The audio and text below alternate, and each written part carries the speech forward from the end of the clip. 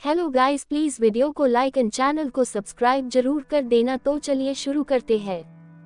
CH-171 surprising moment और दीक्षा की खुशी। रोशनी दीक्षा को संभालते हुए बोली, दीक्षा देख, मैं बस इतना कह रही हूँ कि तूने इस परफॉर्मेंस के लिए बहुत मेहनत की है और नित्या, ईशान और मोहित भी तो तेरी परफॉर्मेंस देखने के लिए कितने एक्साइटेड होंगे ना। अगर तू परफॉर्म नहीं करेगी तो सोच उन्हें कैसा लगेगा। ये सुनकर दीक्षा सोच में पड़ गई, क्योंकि रोशनी सही तो कह रही थी। उसकी परफॉर्मेंस देखने के लिए वो तीनों कितने मन से वहां आ रहे थे। अब आगे रोशनी की बातें सुनकर दीक्षा ने खुद को मोटिवेट किया और रोशनी के बाद अंदर चली गई। धीरे धीरे कॉलेज का वो बड़ा सा हॉल जहां पर परफॉर्मेंस होने वाली थी, वहां पर ऑडियंस आनी शुरू हो गई। थोड़ी ही देर में आज के फंक्शन की चीफ गेस्ट यानी शीतल जी भी वहां पहुंच गई। कॉलेज के प्रिंसिपल मिस्टर वर्मा ने फूलों के बुके से शीतल जी का स्वागत किया। शीतल जी ने आज क्रीम कलर की सिंपल मगर बेहद ही एलिगेंट साड़ी पहनी हुई थी, जिसमें वो बेहद ही क्लासी और ग्रेसफुल लग रही थी। ईशान, मोहित, रेहान और नित्या भी चहकते हुए वहां आ जाते हैं। वे चारों फ्रंट की सीट पर बैठ जाते हैं, जो उनके लिए पहले ही रिजर्व थी। कॉलेज में ये सभी जानते थे कि वे कॉलेज के ओनर आदित्य मल्होत्रा के भाई बहन हैं। उन चारों ने देखा कि दीक्षा का चेहरा अभी भी कुछ लटका हुआ सा है, तो ईशान ने दीक्षा को फोन किया। दीक्षा ने कॉल पिक किया तो ईशान बोला, ये क्या बात हुई भाभी, हम आपकी परफॉर्मेंस देखने आए हैं और एक आप हैं कि स्माइल ही नहीं कर रही। उद्धरण चिन्ह। दीक्षा खुद को नॉर्मल दिखाने की कोशिश करते हुए बोली, नहीं ऐसी कोई बात नहीं है। ईशान फोन के दूसरे तरफ से बोला, मैं वो सब कुछ नहीं सुनना चाहता, चलिए अब आप स्माइल कीजिए, वरना हम चारों आपकी परफॉर्मेंस देखे बिना ही चले जाएंगे। कोट। दीक्षा अचानक से बोली, नहीं नहीं, तुम लोगों को यहाँ से जाने की जरूरत नहीं है, मैं स्माइल कर रही हूँ। दीक्षा के फेस पर एक स्माइल आ गई। ईशान फोन के दूसरी तरफ से बोला, दैट्स लाइक आवर भाभी। फिर वो कॉल डिस्कनेक्ट कर देता है। आदित्य का ऑफिस। आदित्य मीटिंग रूम से बाहर आकर अपने कैबिन रूम में आ चुका था। अभी उसकी लगातार बैक टू बैक 3 मीटिंग्स हो चुकी थी। अभी 3 और इम्पोर्टेंट मीटिंग्स बाकी थी, पर आदित्य को पता थी कि वह ये मीटिंग नहीं कर पाएगा, क्योंकि उसे दीक्षा को सरप्राइज करके अपनी रूठी बीवी को मनाने भी तो जाना था। दीक्षा के उसकी जिंदगी में आने से पहले आदित्य के लिए उसका बिजनेस ही उसकी प्रायोरिटी था, पर दीक्षा के आने के बाद उसकी लाइफ में बहुत कुछ चेंजेस आ चुके थे। अब उसके लिए दीक्षा हर चीज से ऊपर थी। वह उसके चेहरे पर एक स्माइल लाने के लिए कुछ भी कर सकता था। आदित्य अपने डेस्क पर बैठा हुआ अपने फोन पर कुछ इम्पोर्टेंट मेल्स चेक करने में लगा हुआ था। तभी वंश अपने हाथों में एक फाइल लेकर आदित्य के कैबिन में आया। वह आदित्य की तरफ देखते हुए बोला, बॉस, अभी हमारे अपकमिंग प्रोजेक्ट्स को लेकर हमारे बिजनेस पार्टनर्स के साथ हमारी 3 इम्पोर्टेंट मीटिंग्स होने वाली हैं, जिसकी शेड्यूल टाइम। कोट। वंश ने इतना ही कहा था कि आदित्य अपने मेल्स चेक करते हुए अपनी कोल्ड टोन में बोला, कैंसिल ऑल दी मीटिंग्स। वंश को तो जैसे आदित्य की कई बातों पर यकीन ही नहीं हो रहा था, क्योंकि अपकमिंग तीनों ही प्रोजेक्ट्स कंपनी की ग्रोथ के लिए बेहद इम्पोर्टेंट थे। ऐसे में अपने बॉस का यूं मीटिंग के लिए मना करना वंश को कुछ हजम ही नहीं हो रहा था। उसने हिम्मत करके आदित्य से पूछा, पर बॉस, तीनों ही मीटिंग्स हमारी कंपनी की ग्रोथ के लिए बेहद इम्पोर्टेंट रोल प्ले करने वाली हो सकती है, ऐसे में क्या मीटिंग्स को कैंसिल करना ठीक रहेगा? उद्धरण चिन्ह। आदित्य ने अपने मेल चेक करते हुए अपनी कोल्ड टोन में कहा, आई डोंट केयर कि इससे हमारी कंपनी को कितना नुकसान होगा या कितना प्रॉफिट होगा, तुम्हें बस जैसा कहा गया है वैसा ही करो। आदित्य ने अपना फैसला सुना दिया था। वंश की भी इससे आगे बोलने की हिम्मत बिल्कुल भी नहीं हो रही थी। वह अपना सिर झुका लेता है। उसे नहीं पता था कि आदित्य दीक्षा की परफॉर्मेंस देखने जाने वाला है। कॉलेज में शीतल जी के ग्रैंड वेलकम के बाद आज का एनुअल डे स्टार्ट हो चुका था। कॉलेज के यंग प्रोफेसर स्टेज पर होस्ट कर रहे थे। स्टेज के सामने शीतल जी एक चेयर पर शान से बैठी हुई थी। पहले सिंगिंग कंपटीशन होने वाले थे, उसके बाद ही डांस, प्ले और बाकी सब होने वाला था। धीरे धीरे सभी अपने अपने परफॉर्मेंस देने लगे। 2-4 परफॉर्मेंसेस के बाद अब दीक्षा की बारी भी आने वाली थी। उसने अपना गेट पर चेंज करने के लिए चेंजिंग रूम की तरफ चली गई। वहीं से तान्या और शनाया भी बाहर निकल रहे थे। दीक्षा और तान्या आपस में टकरा गए। तान्या दीक्षा की तरफ घूरते हुए बोली, देखकर नहीं चल सकती थी। उद्धरण चिन्ह। दीक्षा भी उसकी तरफ गुस्से से घूरते हुए बोली, मैं तो देखकर ही चल रही थी। आंखें बंद तो तुमने कर रखा था। दीक्षा को उल्टा जवाब देता देख तान्या का पारा हाई होने लगा, पर शनाया ने उसे रोक लिया और उसे रोकते हुए वहां से बाहर की तरफ ले जाने लगी। उसने आंखों ही आंखों में तान्या को कुछ इशारा किया, जिससे दोनों के चेहरे पर एक डेविल स्माइल आ गई। ऐसे ही इशारों में बातें करते हुए वे वहां से चले गए। उनके जाने के बाद दीक्षा रेडी होने लगी और रेडी होकर जैसे ही चेयर पर बैठने को हुई, अचानक से वहां पर पार्थ आ गया और उसने वो चेयर दीक्षा के पास से खींच लिया। दीक्षा डिसबैलेंस होकर गिरने लगी तो पार्थ ने अचानक उसका हाथ पकड़कर उसे गिरने से बचा लिया। इस वक्त दीक्षा अपनी आंखें बंद किए हुए थी। जैसे ही उसने अपनी आंखें खोली, पार्थ की तरफ गुस्से से घूरते हुए बोली, पार्थ ये क्या हरकतें हैं, प्लीज छोड़ो मेरा हाथ। कोट। पार्थ दीक्षा की तरफ देखते हुए बोला, दीक्षा तुम मुझे गलत समझ रही हो। ये बोलकर वह दीक्षा को उस चेयर की तरफ पॉइंट करते हुए कुछ दिखाता है और उसे पूरी बात बताता है। पार्थ की बातें सुनते हुए दीक्षा के फेस एक्सप्रेशन पल पल बदलने लगे। उसने गुस्से में अपनी मुठियां भींच ली, फिर बाहर की तरफ चली आई, जहां बाकी परफॉर्मर भी अपनी अपनी परफॉर्मेंस का वेट कर रहे थे। दीक्षा की डांस परफॉर्मेंस से पहले कुछ सिंगिंग परफॉर्मेंस हुए। कॉलेज के स्टूडेंट्स ने बहुत ही उम्दा परफॉर्मेंस दी। शीतल जी आज के एनुअल डे की इन खूबसूरत सी परफॉर्मेंसेस का पूरा मजा ले रही थी, पर उन्हें इंतजार थी तो अपनी बहू की परफॉर्मेंस की। दीक्षा जहां पर खड़ी थी वहां से पूरा हॉल अच्छे से नजर आ रहा था। दीक्षा हॉल में ही इधर उधर देखते हुए अपनी परफॉर्मेंस का इंतजार कर रही थी। तभी कॉलेज में 3 ब्लैक मर्सिडीज कारें आकर रुकी। सबसे पहली वाली कार में से आदित्य बाहर आया, पीछे वाली कार से वंश और कृतिका बाहर आए। वही लास्ट वाली कार पूरी तरह से बॉडीगार्ड्स से भरा हुआ था। बॉडीगार्ड्स ने अपनी पोजीशन ले ली। कॉलेज के प्रिंसिपल को जैसे ही पता चली कि मिस्टर आदित्य मल्होत्रा कॉलेज आए हैं तो वह दौड़ते हुए उसके स्वागत के लिए आ गए। उसे फूलों का एक खूबसूरत बुके दिया और उन्हें अंदर की तरफ ले जाने लगे। प्रिंसिपल को पहले ही इन्फॉर्म कर दिया गया था कि आदित्य आज स्पेशली एनुअल डे के लिए कॉलेज आ रहे हैं, इसलिए उस हिसाब से पहले ही अरेंजमेंट्स कर दी गई थी।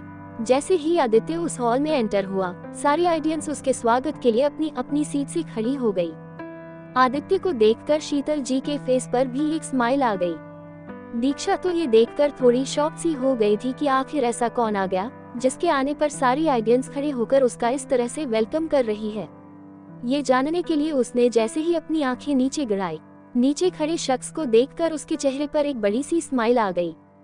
आदित्य की निगाहें भी कब से दीक्षा को ही ढूंढ रही थी। आदित्य समझ गया था कि अब तक उसने उसे देख भी लिया होगा। आदित्य ने अपने शेड्स हटाए और उस तरफ ऊपर की तरफ देखा जहां दीक्षा खड़ी होकर उसे ही निहार रही थी। ये देखकर आदित्य के फेस पर भी एक स्माइल आ गई। आदित्य ने अपने हाथों का इशारा कर सारी ऑडियंस को शांत हो जाने का इशारा किया।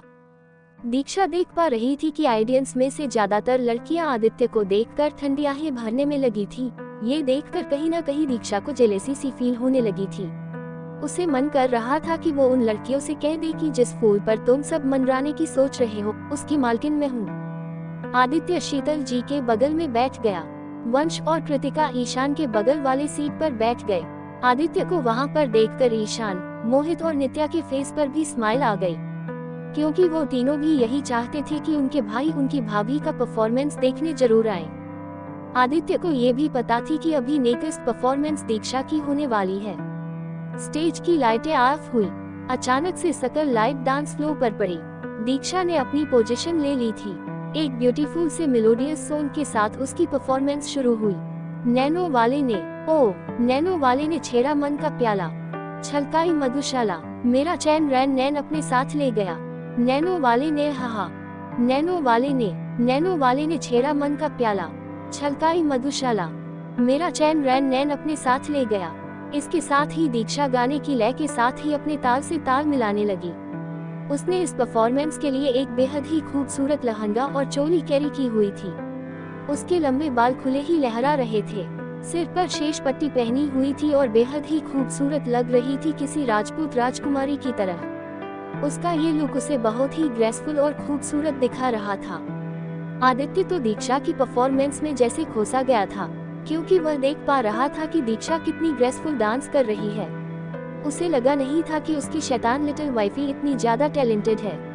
आदित्य ने दीक्षा को पहली बार वाइन के नशे में ही डांस करते हुए देखा था। उसका वह डांस देखकर आदित्य तो हैरान ही रह गया था। पर दीक्षा के आज के डांस की तो बात ही कुछ और थी। ऐसा लग रहा था जैसे दीपिका खुद आज उस स्टेज पर आकर परफॉर्म कर रही हो। शीतल जी भी अपने चेहरे पर एक बड़ी सी स्माइल लिए अपनी बहू को इतनी खूबसूरती से डांस करते हुए देख पा रही थी। वही तान्या और शनाया अपनी जलती आंखों से दीक्षा को इतने अच्छे से परफॉर्म करते हुए देख रहे थे। उन्हें समझ ही नहीं आ रहा था कि ये कैसे हो गया, क्योंकि दोनों ने तो दीक्षा की परफॉर्मेंस खराब करने की पूरी प्लानिंग कर ली थी।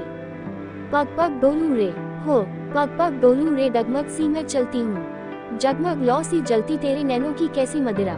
दीक्षा का एक एक स्टेप इतना खूबसूरत और ग्रेसफुल था कि सभी उसकी इस परफॉर्मेंस में बिल्कुल खो चुके थे।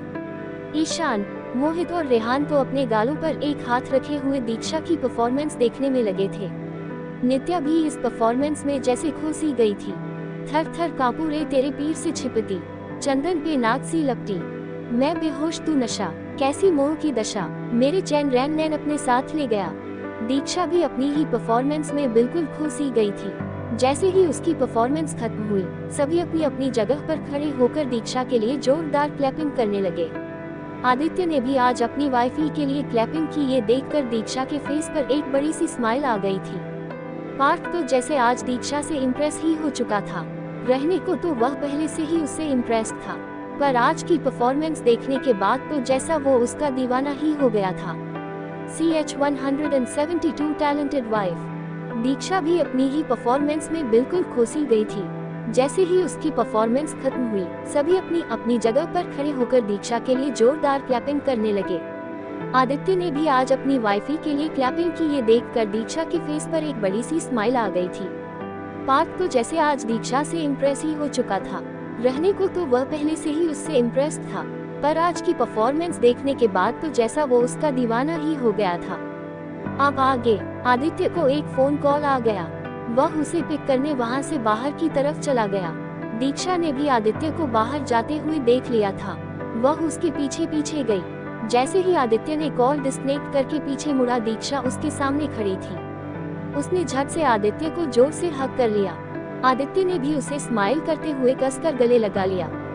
दीक्षा अभी भी अपनी परफॉर्मेंस वाली गेटअप में थी और बहुत प्यारी भी लग रही थी।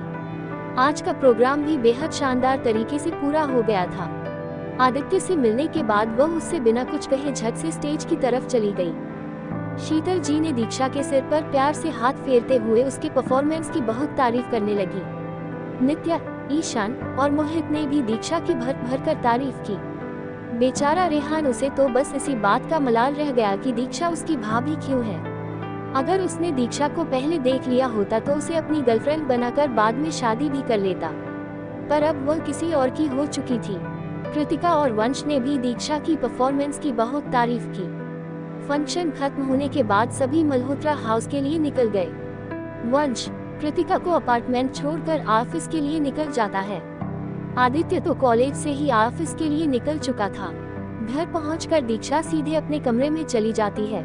वह इस वक्त बेहद टायर्ड फील कर रही थी। वह जैसे ही रूम में पहुंची, उसका बस यही मन कर रहा था कि सीधे बिस्तर पर जा गिरे, पर उसने खुद को थोड़ा संभालते हुए वॉशरूम की तरफ चली गई और फ्रेश होने के बाद उसने कंफर्टेबल वेयर पहनकर बेड पर एकदम से लेट गई। वह इतनी ज्यादा थकी हुई थी कि 5 मिनट के अंदर ही उसे नींद आ गई। दीक्षा की नींद सीधे शाम को खुली। नींद पूरी हो जाने की वजह से उसकी आंखें अपने आप खुल गईं। वह अंगड़ाई लेते हुए बेड पर बैठ गई। अचानक से उसके दिमाग में आदित्य का ख्याल आया। वह सोचने लगी कि जब आदित्य को एनुअल डे में आना ही था तो उन्होंने उसे मना क्यों किया था कि वो नहीं आ पाएंगे। ये सोचकर दीक्षा को आदित्य पर बहुत गुस्सा आने लगा। वह खुद से ही बोली, आ जाने दो उन्हें, फिर बताती हूँ कि उन्होंने क्या किया है। फिर थोड़ी देर तक सोचकर खुद से ही बोली, नहीं नहीं, मैं क्यों बताने लगी उन्हें, मैं उनसे बात ही नहीं करूँगी। आखिर उन्हें भी तो पता चले कि कल उनकी वजह से मेरी आंखों में आंसू आ गए थे। हाँ, मैं ऐसा ही करूँगी। बहुत बोलते रहते हैं न कि मेरी जबान बहुत चलती है। अब मैं भी देखती हूँ कि वो मेरी चुप्पी कैसे बर्दाश्त करते हैं। उद्धरण चिन्ह। वह ये सोचते हुए बेड से उठ गई और वॉशरूम की तरफ फ्रेश होने के लिए चली गई। फिर वह बेड पर ही आराम से बैठ गई। वह कुछ सोच ही रही थी कि तभी अचानक कमरे का दरवाजा खुला और उसमें से आदित्य अंदर आया। उसे देखकर पहले तो दीक्षा का चेहरा खिल उठा, फिर अगले ही पल उसने अपने इमोशंस छिपा भी लिए। आदित्य ने ये नोटिस कर लिया। उसे समझने में देर नहीं लगी कि उसकी वाइफ उससे नाराज हो गई है। वह उसकी तरफ गया तो दीक्षा जानबूझकर बेड से उठकर बालकनी की तरफ चली गई। आदित्य के हाथ और उसके कदम वहीं पर रुक गए। वह वॉशरूम की तरफ चला गया और फ्रेश होने के बाद चेंज करके वापस आ गया। जब वह वापस आया तो उसने देखा कि दीक्षा अभी भी बालकनी के पास ही खड़ी थी। वह उसके पास गया और पीछे से ही उसे अपनी बाहों में कसकर जकड़ लेता है। दीक्षा उसकी पकड़ से छूटने के लिए कसमसाती है, पर आदित्य उसके इस रिएक्शन के लिए पहले ही तैयार था। उसने दीक्षा को अपनी बाहों में और ज्यादा कसकर जकड़ लिया, जिससे दीक्षा की उससे छूटने की हर कोशिश नाकामयाब हो गई। दीक्षा ने भी अब हार की अपनी कोशिशें बंद कर दी और आदित्य की बाहों में खुद को ढीला छोड़ दिया। आदित्य दीक्षा के कान के पास अपने होंठ ले जाकर बोला, वाइफी नाराज हो मुझसे? उद्धरण चिन्ह। उसके इस तरह पूछने पर दीक्षा आदित्य की पकड़ से छूटकर उसकी तरफ देखते हुए गुस्से में बोली, आपको क्या फर्क पड़ता है मेरे नाराज होने ना होने से? ये कहते हुए उसके चेहरे पर आदित्य के लिए एक नाराजगी साफ साफ देखी जा सकती थी। दीक्षा के ऐसा कहने पर आदित्य कुछ नहीं कहता और बहुत प्यार से उसके गालों को सहलाने लगा। दीक्षा आदित्य की तरफ नाराजगी से देखते हुए बोली, आपको पता है, जब आपने मुझे मना कर दिया था कि आप फंक्शन में नहीं आ रहे हैं तो मुझे कितना बुरा लगा था। उद्धरण चिन्ह। आदित्य दीक्षा की बातों को भी समझ रहा था। वह उसके बालों पर प्यार से हाथ फेरते हुए बोला, वाइफी मुझे लगा कि तुम्हें अचानक से फंक्शन में आकर मैं सरप्राइज कर दूंगा। मुझे एनुअल डे के बारे में पहले ही पता था और मैंने पहले से ही ये प्लानिंग कर रखी थी कि तुम्हें सरप्राइज देने का। ये बोलकर उसने दीक्षा के माथे को आहिस्ते से चूम लिया। दीक्षा किसी मासूम बच्चे की तरह चेहरा बनाकर आदित्य की तरफ देखते हुए बोली, आप बहुत बुरे हैं। ये बोलकर वह आदित्य के सीने में अपना सिर रख देती है। आदित्य के चेहरे पर एक स्माइल आ जाती है और वह दीक्षा को अपनी बाहों में समेट लेता है। वह उसके बालों को प्यार से सहलाते हुए उसके माथे को चूम लेता है और उसे खुद से अलग कर उसके गालों को अपने हाथों में भर कर बोला, वैसे मुझे तो कोई आइडिया नहीं था कि मेरी वाइफी इतनी टैलेंटेड है। हम पुरानी बातें। दीक्षा किसी मासूम बच्चे की तरह चेहरा बनाकर आदित्य की तरफ देखते हुए बोली, आप बहुत बुरे हैं। ये बोलकर वह आदित्य के सीने में अपना सिर रख देती है।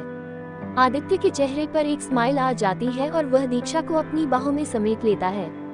वह उसके बालों को प्यार से सहलाते हुए उसके माथे को चूम लेता है और उसे खुद से अलग कर उसके गालों को अपने हाथों में भर कर बोला, वैसे मुझे तो कोई आइडिया नहीं था कि मेरी वाइफी इतनी टैलेंटेड है। हम।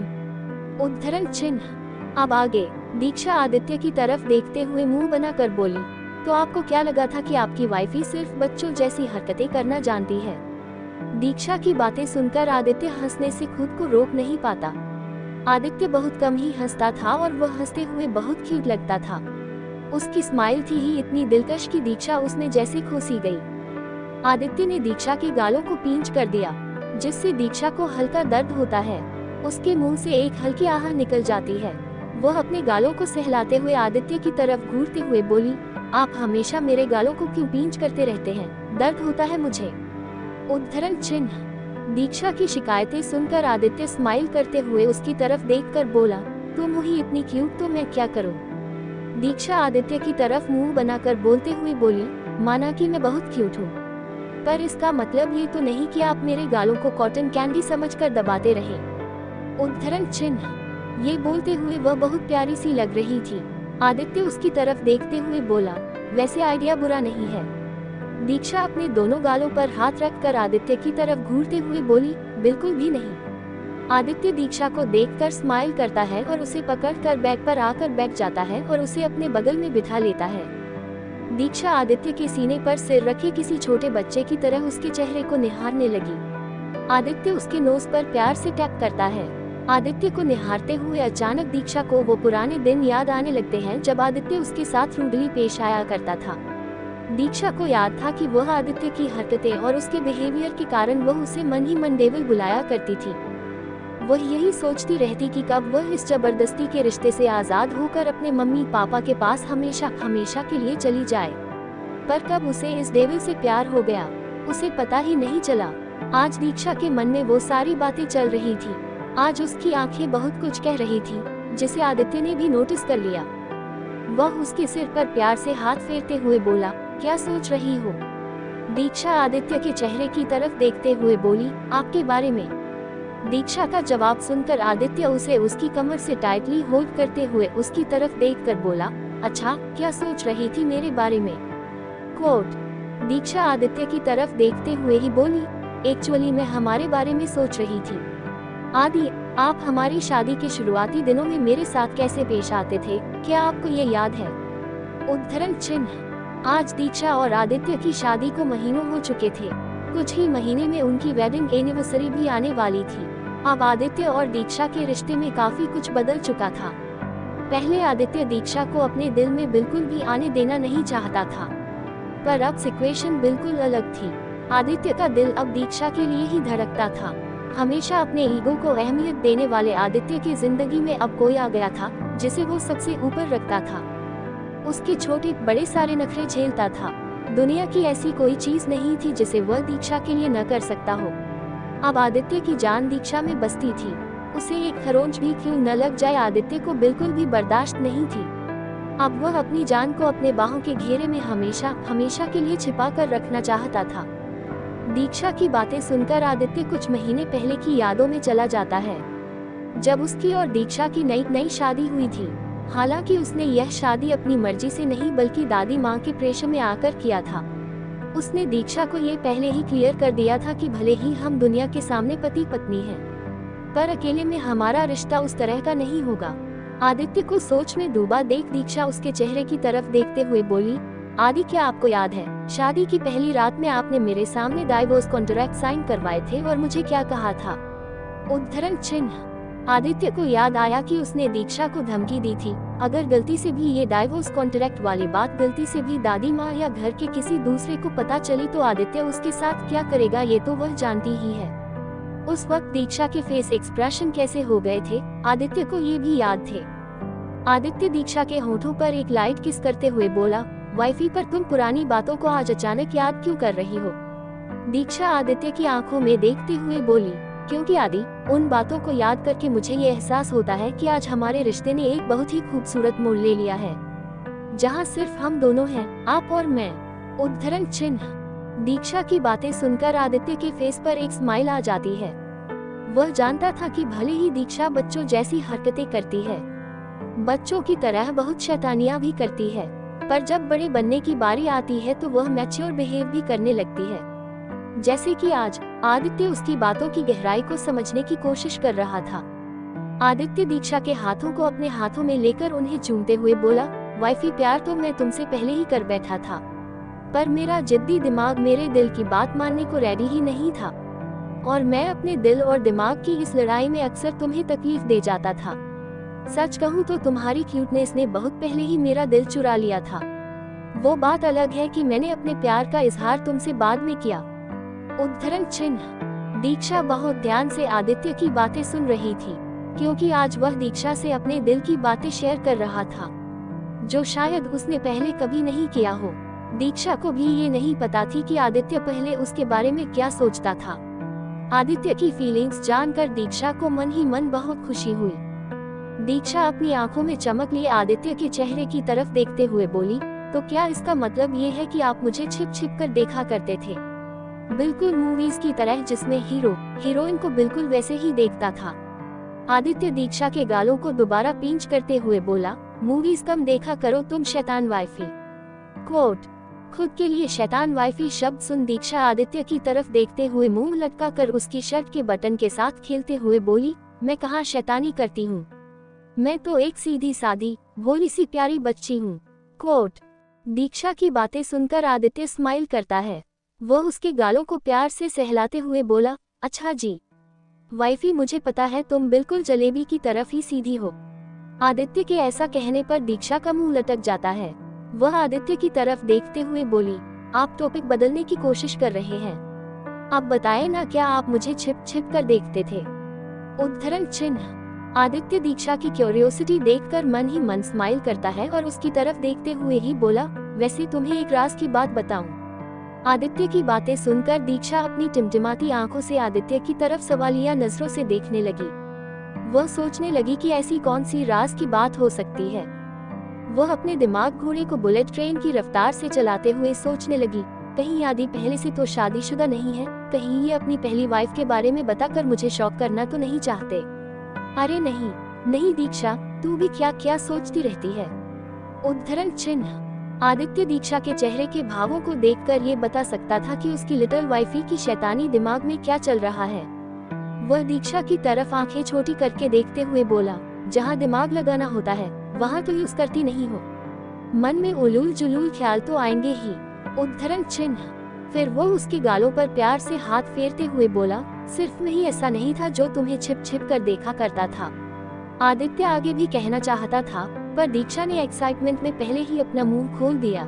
इसका मतलब है कि आपके अलावा भी मेरा कोई आशिक था जो मुझे छिप छिप कर देखा करता था। उद्धरण चिन्ह। आदित्य को दीक्षा की मेरे आशिक वाली बात पर बहुत जोर से गुस्सा आ गया। वह दीक्षा को किसी और के साथ देखना बिल्कुल भी बर्दाश्त नहीं कर सकता था।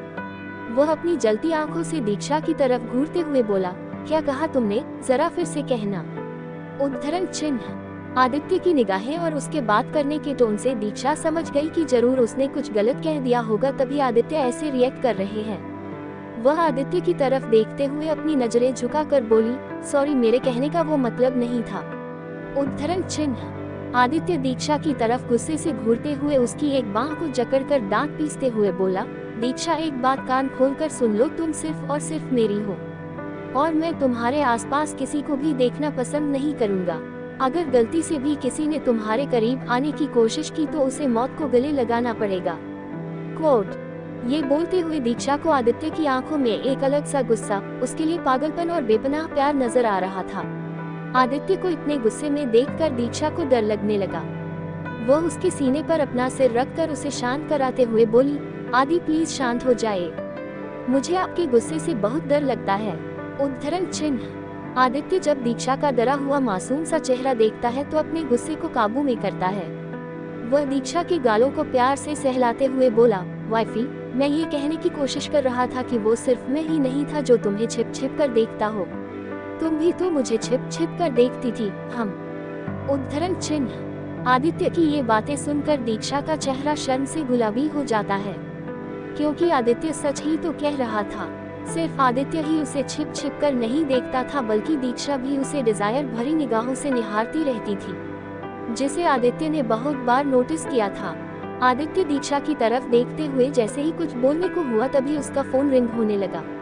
उसने कॉल पिक किया क्योंकि यह वंश का एक इम्पोर्टेंट कॉल था।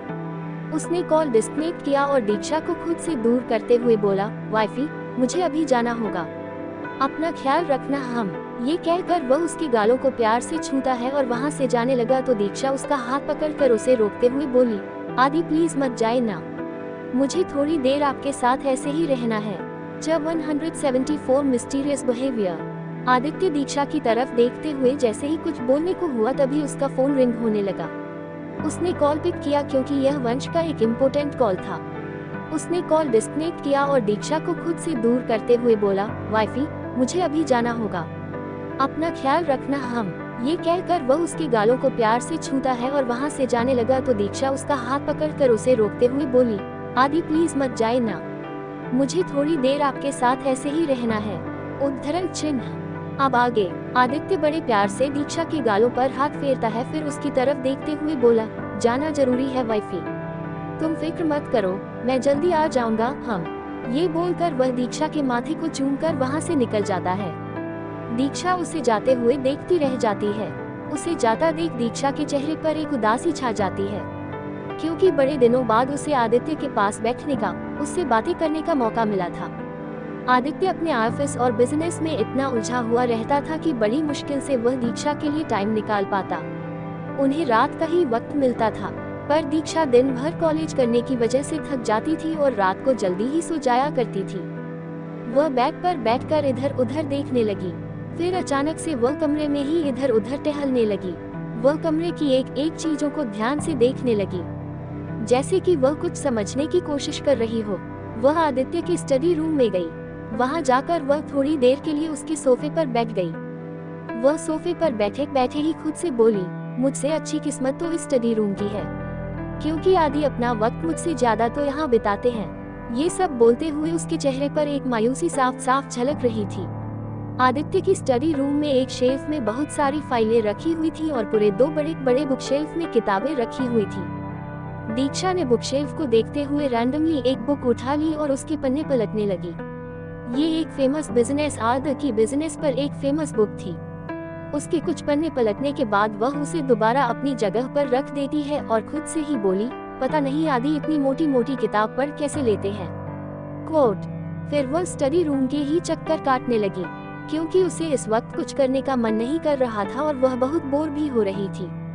स्टडी रूम के चक्कर काटते काटते दीक्षा की निगाहें एक जगह पर ठहर गई। वैसे तो दीक्षा आदित्य के स्टडी रूम में ज्यादा आई नहीं थी, क्योंकि पहले उसे यही डर लगता था कि आदित्य के बिना परमिशन के उसके स्टडी रूम में आने से कहीं वो गुस्सा न हो जाए। अब जाकर उसने उसके स्टडी रूम में जाना शुरू किया था। दीक्षा स्टडी रूम में उस तरफ देखने लगी जहाँ पर एक दरवाजा था, जो कि पूरी तरह से लॉक नजर आ रहा था। दीक्षा यहाँ पर पहले भी 3-4 बार आ चुकी थी, पर इससे पहले कभी इस दरवाजे की तरफ ध्यान नहीं दिया था। वह उसे ऐसे गौर से देखने लगी जैसे कि कुछ इन्वेस्टिगेट करने आई हो। वह खुद से ही बोली, ये कैसा दरवाजा है और ये किस तरफ खुलता है? मैंने पहले इसे कभी नहीं देखा। फिर वह अपना खुरापाती दिमाग चलाते हुए कुछ सोचने लगी। थोड़ी देर सोचने के बाद वह खुद से ही बोली, कहीं इस दरवाजे के पीछे कोई गहरा राज तो नहीं छिपा है ना? उद्धरण चिन्ह। फिर वह खुद के सिर पर एक चपत लगाते हुए बोली, तू भी ना दीक्षा एक नंबर की बेवकूफ है। अगर यहाँ पर कोई बड़ा राज मौजूद होता भी तो आदि इसे यहाँ पर क्यों छिपाते? वो अपने महल के किसी सीक्रेट प्लेस पर ही छिपाते। पर एक बात समझ नहीं आई, आदि के किसी भी रूम में तो इस तरह के लॉक लगे हुए नहीं है, तो फिर सिर्फ यही कमरा इस तरह से लॉक क्यों है? उद्धरण चिन्ह। फिर वह कुछ सोचते हुए बोली, इस बारे में किसी और को पता होने का तो सवाल ही नहीं उठता। मुझे लगता है कि आदि के अलावा और कोई इस कमरे के बारे में नहीं जानता होगा। अगर जानते भी होंगे तो मैं उन्हें इसके बारे में नहीं पूछ सकती, क्योंकि अगर उन्हें गुस्सा आ गया तो ये मुझ पर ही भारी हो सकता है। इसलिए बेटर यही होगा कि मैं डायरेक्ट उनसे ही इसके बारे में पूछूं। उद्धरण चिन्ह। ये सोचते हुए दीक्षा आदित्य के स्टडी रूम से बाहर आ जाती है और उसका दरवाजा बंद करके बेड पर आकर लेट जाती है। वह कुछ सोचने में लगी हुई थी, फिर अचानक से उसके दिमाग की बत्ती जलने लगी। वह खुद से ही बोली, अरे ये बात मैंने पहले क्यों नहीं सोचा, ऐसा भी तो हो सकता है ना? वह कुछ सोचते हुए बोली, ऐसा भी तो हो सकता है कि आदि और उनके डैड के बीच ऐसे कड़वाहट भरे रिश्ते का सच और आदित्य की मॉम की मौत का राज इस बंद कमरे में मौजूद हो। अगर ऐसा है तो आदि कहीं मुझे इसके अंदर कभी जाने ही न दे, क्योंकि पहले भी तो जब मैंने उन्हें इस बारे में पूछा था तो मेरे ऊपर कैसे भड़क गए थे। उद्धरण चिन्ह। उस कमरे को लेकर दीक्षा के जहन में अलग अलग बातें चलने लगी। वह खुद से ही बातें करने लगी, पर अब चाहे कुछ भी हो जाए, चाहे आदि मुझ पर गुस्सा ही क्यों न हो, पर मैं उनकी जिंदगी से जुड़े इस पहलू के बारे में जानकर ही रहूंगी। आखिर मैं उनकी वाइफ हूँ और मुझे उनकी जिंदगी के हर पहलू के बारे में जानने का पूरा हक है। ये बोलकर दीक्षा कुछ सोचते हुए जल्द ही नींद के आगोश में चली जाती है। दूसरी तरफ कृतिका भी डिनर रेडी करते हुए वंश को ही याद कर रही थी। वैसे तो उसने कॉल करके उसे पहले ही इन्फॉर्म कर दिया था कि उसे आ जाने में देरी हो जाएगी, इसलिए कृतिका को वंश की उतनी फिक्र तो नहीं हो रही थी जितनी कि उस दिन हो रही थी, क्योंकि कृतिका को आज ये पता था कि वंश अपने काम में बिजी है। वह अपने और वंश के लिए डिनर रेडी करने लगी। डिनर रेडी करते हुए भी वह वंश के ख्यालों में ही खोई हुई थी। पता नहीं क्यों पर वह आज थोड़ा लो फील कर रही थी। उसे समझ नहीं आ रहा था कि आज उसके साथ ऐसा क्यों हो रहा है। वह वंश के ख्यालों में खोई हुई थी कि तभी उसका हाथ गर्म पैन जो कि गैस ओवन पर रखा हुआ था को छू गया। कृतिका का हाथ जल गया, जिससे उसके मुंह से एक तेज आह निकल गई। वह अपने दूसरे हाथ से अपने पहले वाले हाथ को पकड़े हुए थी। उसने गैस की फ्लेम को लो पॉइंट पर सेट कर दिए और अपने हाथ को देखने लगी। उसे इतनी जलन हो रही थी कि उसकी आंखों में दर्द के मारे आंसू आ गए थे। उसने फ्रिज से आइस क्यूब्स निकाले और उसे बर्निंग वाले एरिया पर आहिस्ते आहिस्ते रब करने लगी। थोड़ी देर तक आइस क्यूब्स रब करने से उसे थोड़ी राहत मिली, पर प्रॉब्लम पूरी तरह से ठीक नहीं हुई थी। उसे हल्की हल्की जलन और दर्द अभी भी महसूस हो रही थी, पर उसने उस दर्द को इग्नोर करते हुए खाना बनाने पर फोकस करने लगी।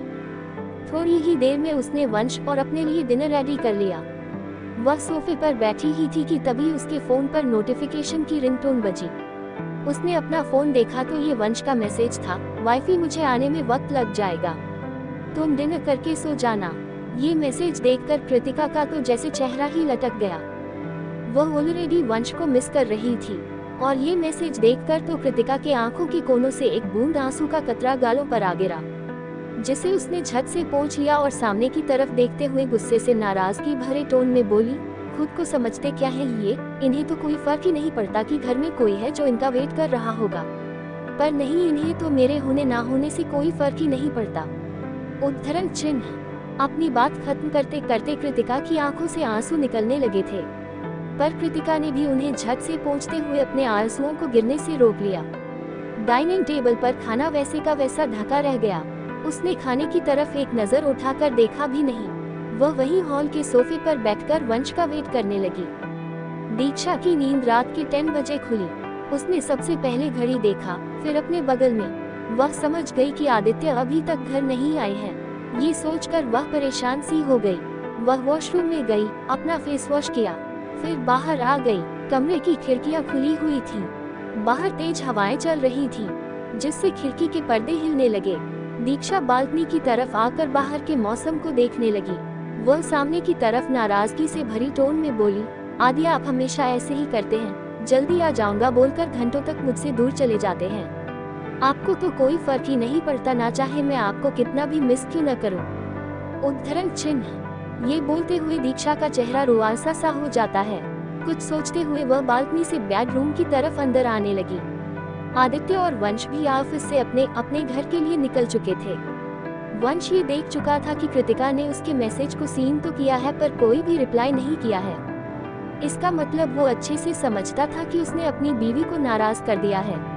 थोड़ी देर बाद आदित्य की कार भी मल्होत्रा हाउस में एंटर करने वाली होती है, पर उससे पहले एक और दूसरी लग्जरी कार आकर मल्होत्रा हाउस में आदित्य की कार से पहले एंटर करती है। आदित्य ड्राइवर को कार वहीं रुकवाकर उस शख्स की तरफ देखने लगा। ये तारिका जी थी, जो इतनी रात को बाहर से अंदर जा रही थी। कार से निकलने के बाद उन्होंने इधर उधर देखा। जब उन्हें कोई भी नजर नहीं आया तो वह अंदर की तरफ जाने लगी, इस बात से बेखबर कि आदित्य की निगाहें उसकी तरफ ही है। आदित्य के लिए तारिका जी का ये बिहेवियर मिस्टीरियस था, क्योंकि उसने आज से पहले तारिका जी को ऐसे कभी नहीं देखा था। उसने अपनी टीम को कॉल किया। कॉल देव ने पिक किया। आदित्य ने उसे ऑर्डरिंग टोन में कहा, देव पता करो कि मिसेस तारिका इतनी रात को कहाँ का चक्कर काट कर आ रही हैं। देव यस बॉस कहता है। आदित्य कॉल डिस्कनेक्ट करते हुए घर के अंदर जाने wifey I want to test you so badly. उसने अपनी टीम को कॉल किया। कॉल देव ने पिक किया। आदित्य ने उसे ऑर्डरिंग टोन में कहा, देव पता करो कि मिसेस तारिका इतनी रात को कहाँ का चक्कर काट कर आ रही हैं। देव यस बॉस कहता है। आदित्य कॉल डिस्कनेक्ट करते हुए घर के अंदर जाने लगा। अब आगे दीक्षा बैग की तरफ देखने लगी। आज उसने अपने आसपास कुछ अजीब सा महसूस किया। कुछ सोचते हुए उसके चेहरे पर डर और घबराहट की लकीरें खींच गई। वह अचानक से दरवाजा की तरफ पलटकर देखने लगी। उसे ऐसा फील हुआ कि कोई दरवाजे में से अंदर आ रहा है और उसे अपनी गंदी नजरों से देखते हुए दरवाजा बंद कर रहा है। दीक्षा को आज मल्होत्रा हाउस के साथ अपनी सबसे कड़वी यादें दोबारा उसके जहन में उमड़ रही थी। जी हाँ, ये कड़वी याद आर्यन का सबकी एब्सेंस में दीक्षा को उसकी मर्जी के खिलाफ छूना था। आदित्य ने उसे उसके किए की सजा उसे कोमा में पहुंचाकर दे दी थी, पर उस दिन की वो कड़वी यादें अभी भी दीक्षा के जहन में गहरी थी। वह अपने चेहरे से ये शो नहीं करती थी, पर फिर भी अंदर ही अंदर वह इसे भूल नहीं पाई थी। वह जब जब इसे अपने जहन से निकालने की कोशिश करती, उसे बार बार इसकी कड़वाहट याद आती, जो दीक्षा को हमेशा तकलीफ ही देती थी। पर चुलबुली सी दीक्षा अपने चेहरे पर ये जाहिर ही नहीं होने देती कि उसे कोई बात परेशान कर रही है। आज अचानक दीक्षा के जहन में एक बार फिर वो कड़वी यादें ताज़ा हो रही थी। उसे बैग की तरफ देखकर आर्यन का उसके साथ जबरदस्ती करना याद आ रहा था। ये सब सोचते हुए वह पैनिक करने लगी और दीक्षा के चेहरे पर पसीने भी छूटने लगे। वह अपने सिर पर हाथ रखकर जोर से नहीं चिल्लाती है। आदित्य अपनी वाइफी की आवाज सुनकर जल्दी से कमरे में आ गया। दीक्षा की हालत देखकर वह जल्दी से उसके पास गया और उसे अपने सीने से लगा लिया। दीक्षा, जो कि बहुत डरी हुई थी, उसने आदित्य की कमर के इर्द गिर्द अपने हाथ लपेटकर उसे कसकर पकड़ लेती है। आदित्य उसके सिर को सहलाते हुए उसे शांत करने की कोशिश करने लगे। दीक्षा अपनी आंखों में नमी लिए आदित्य के सीने से लगे हुए ही बोली, आदि आप कहाँ चले गए थे? आपको पता है मुझे कितना डर लग रहा था। आदित्य दीक्षा की पीठ को सहलाते हुए थोड़ी देर तक यूं ही रहते हुए उसे शांत करता है। फिर उसे बेड के पास लाकर उसे आहिस्ते से बिठा देता है और बेड के साइड टेबल पर रखा पानी का ग्लास लेकर दीक्षा को पानी पिलाने लगा। दीक्षा आदित्य को एक नजर देखती है और वह पानी पीने लगी। दीक्षा ने जल्दी ही ग्लास का पानी खाली कर दिया। वह आदित्य के पास आकर किसी छोटे बच्चे की तरह उसके सीने पर अपना सिर रख लेती है। आदित्य दीक्षा के सिर को प्यार से सहलाते हुए बोला, वाइफी क्या हुआ? तुम डर क्यों रही थी? पर दीक्षा तो किसी और ही ख्याल में गुम थी। उसे यूं सोचता देख आदित्य उसके कंधे को हिलाते हुए बोला, वाइफी मैं तुमसे कुछ पूछ रहा हूँ। कोट। दीक्षा आदित्य की कमर पर अपने हाथ लपेटकर उसके सीने से अपना सिर निकालकर आदित्य की तरफ देखते हुए बोली, आदि आज मैं बहुत डर गई थी। ऐसा लग रहा था जैसे आर्यन फिर से मेरे साथ। इतना बोलकर वह रुक गई। ये सुनकर आदित्य का चेहरा पूरी तरह से डार्क हो गया। उसने झट से दीक्षा को अपने सीने से लगा लिया और उसके सिर पर किस करते हुए बोला, वाइफी तुम्हें घबराने की जरूरत नहीं है। उसे उसके किए की सजा मैंने तुम्हारी आंखों के सामने ही उसे दी है। अब वो तो क्या कोई भी तुम्हें आंख उठाकर देखने से भी 100 बार सोचेगा। उद्धरण चिन्ह। दीक्षा आदित्य के सीने में अपना चेहरा छिपाए हुए थी। आदित्य उसे टाइटली होल्ड किए हुए उसके बालों पर अपनी उंगलियां चला रहा था। वह दीक्षा के सिर पर प्यार से किस करते हुए खुद से ही अपने मन में बोला, बस कुछ दिन और वाइफी, आई प्रोमिस यू, उसके बाद ये तुम्हारी कड़वी यादें हमेशा हमेशा के लिए तुमसे दूर हो जाएंगी। उद्धरण चिन्ह। कुछ देर तक आदित्य दीक्षा को यूं ही शांत कराता है। थोड़ी देर बाद वह काफी हद तक शांत हो जाती है। फिर आदित्य से मुंह फेरते हुए उससे दूर चली जाती है। आदित्य अपनी वाइफी की हरकतों को देखता ही रह जाता है। वह दीक्षा की तरफ अपनी आंखें छोटी करके देखते हुए बोला, दीक्षा ये सब क्या है? चलो चुपचाप मेरे पास आओ। उद्धरण चिन्ह। दीक्षा आदित्य की बातों को इग्नोर करते हुए बोली, क्यों आऊं मैं आपके पास? आपको क्या लगता है कि गुस्सा करना सिर्फ आपको ही आता है? जाए आप, मुझे आपसे बिल्कुल भी बात नहीं करनी। उद्धरण चिन्ह। ये बोलकर वह आदित्य से मुंह मोड़कर उसके दूसरे तरफ मुंह करके अपने हाथों को फोल्ड करके खड़ी हो जाती है। आदित्य दीक्षा की पीठ की तरफ देखते हुए बोला, पर तुम्हें मुझसे बात क्यों नहीं करनी? अब इस नाची से क्या गलती हो गई? उद्धरण चिन्ह। दीक्षा अपना मुंह फेरे हुए ही बोली, आप बहुत बुरे हैं। आपको मेरी परवाह ही नहीं। जल्दी आने का बोलकर घंटों लगा देते हैं। आप हमेशा ऐसा ही करते हैं। मैं समझ गई, अब आप मुझसे प्यार ही नहीं करते। उद्धरण चिन्ह। दीक्षा की शिकायतें सुनकर आदित्य के फेस पर एक स्माइल आ जाती है।